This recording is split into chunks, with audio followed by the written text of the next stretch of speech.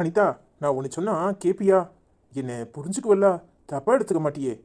ஆ, அது சொல்றத பொறுத்து. முதல்ல என்னன்னு சொல்லுங்க. கல்யாண வீட்டுக்கு போயிட்டு வந்தா துணியை மாத்த விடுறீங்களா?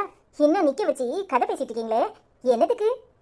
இல்ல அனிதா, எனக்கு ஒரு ஆஃபர் வந்திருக்கு. அதை பற்றி உன்கிட்ட எப்படி சொல்கிறதுன்னு தெரியல. வெளிநாட்டுக்கு போகிறதுக்கான எல்லா வசதியும் ஃபேமிலிக்கு கொடுக்குறாங்க. அதான் உன்னையும் அருணையும் கூட்டிகிட்டு போகலான்னு நினைக்கிறேன். நீ என்ன நினைக்கிற? என்னங்க சொல்றீங்க? என்னையும் அருணையும் கூட்டு போறீங்களா? அப்ப அஸ்வின், என்ன பேசுறீங்க? கொஞ்சமாவது அறிவு இருக்கா உங்களுக்கு? எப்படி நீங்க இந்த முடிவெடுத்தீங்க? இங்க பாருங்க, அஸ்வினை விட்டுட்டுலாம் என்னால இருக்க முடியாது. வேணும்னா ஐஸ்வர்யாவையும் அஸ்வினையும் கூட்டிட்டு போங்க. ஏய், ஒரு ஃபேமிலிக்கு தான் அலௌடு. நான் எவ்வளவோ சொல்லி பார்த்துட்டேன். 2 ஒய்ஃபு சார், எனக்கு 2 பசங்கன்னு. நீங்கள் கொஞ்ச நாள் போய் இருங்க, அப்புறமா பார்த்துக்கலான்னு சொல்கிறாங்க. இப்போ ஒரு ஒய்ஃப்க்கு ஒரு குழந்தைக்கு தான் அலௌடான். அதனால தான் ஐஸ்வர்யா வேற மாசமாக இருக்கா. இப்போ அவளை எப்படி கூட்டிகிட்டு போகிறது? அதனால உன்னையும் அருணையும் கூட்டிகிட்டு போகலான்னு நினைக்கிறேன். நீ ஏன் இப்படி ஒரு மாதிரி பேசுகிற? என்னங்க முட்டாள்தனமா பேசிட்டு இருக்கீங்க? நாம 5 பேரும் சேர்ந்துதான் ஒரு ஃபேமிலி. நீங்க நம்ம 3 பேரும் சேர்ந்துனா அது ஒரு ஃபேமிலி எல்லாம் கிடையாது. வெறும் உங்க ஃபேமிலின்னு மட்டும்தான். அதுல உங்க சுயநலம் மட்டும்தான் இருக்கு. இங்க பாருங்க, இந்த மாதிரிலாம் முடிவெடுத்தீங்கன்னா என்னால வர முடியாது. நீங்க தனியாவே போங்க.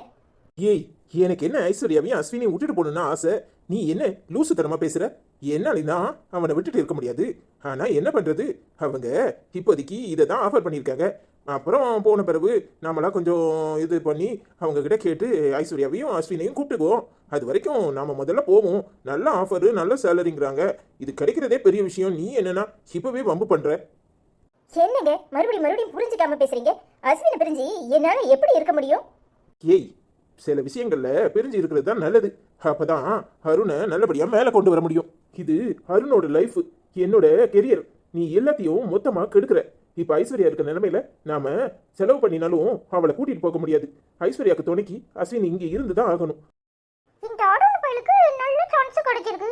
இதை விட்டா அவன் மேல வர்றதுக்கு ஒரு சான்ஸே கிடையாது. இங்க இருந்தா இவன் தடைப்பட மாட்டானே. ஆனா இவனை எப்படி நாம புரிஞ்சிருக்கிறது? கொஞ்சம் கஷ்டம்தான்.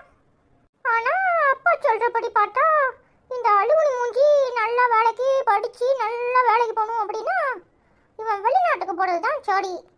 ஆனா நமக்கு அனிதா அம்மாவா புரிஞ்சிருக்கிறது கஷ்டம். அப்புறம் அருணை புரிஞ்சிருக்கிறது கஷ்டம். நம்ம அள்ளியோன்னா அந்த பையன் உள்ள போவாது. அதுக்காக ஏதாவது பண்ணுவோம். முதல்ல இவனை வெறுப்பேத்தி இவன் மண்டையை மாட்டுவோம்.